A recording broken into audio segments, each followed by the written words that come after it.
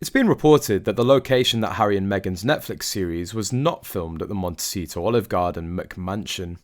The luxurious setting was in fact a magnificent property even more expensive than their own, a $49 million, 13,500 square foot, 6-bedroom, iconic Montecito estate mansion, which is actually up for sale.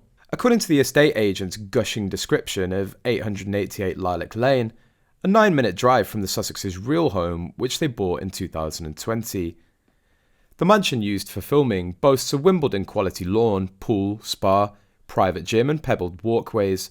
It belongs to wealthy businessman and eco-activist Mark Schulhof. Royal fans criticised the Harkles for being tone-deaf for being filmed inside such a lavish home amid a global cost of living crisis.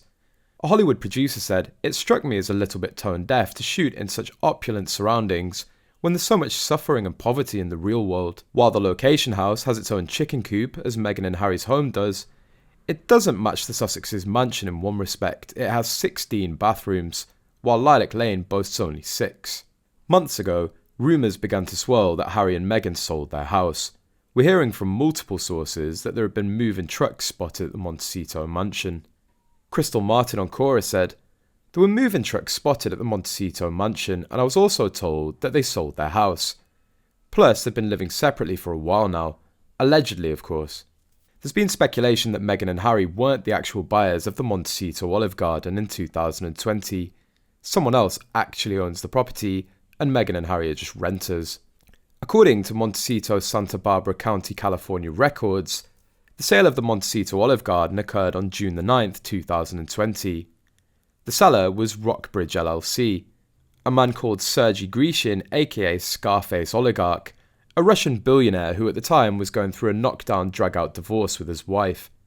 Sergei's ex-girlfriend spilled the tea on this unsavoury guide to the Daily Mail back in 2020. There is totally conflicting information out there. One shows the property as a pending sale, another shows it as available, and another shows it as unavailable.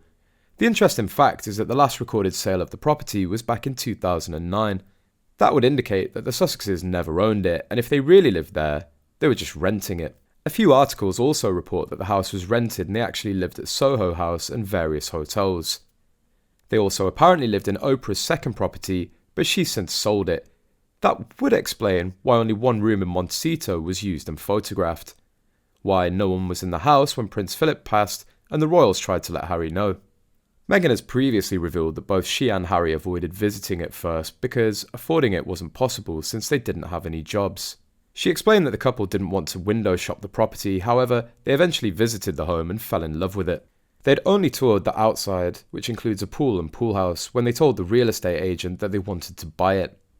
"We did everything we could to get this house," Meghan said, "because you walk in and go, wow, and then exhale and calm. It's healing. You feel free."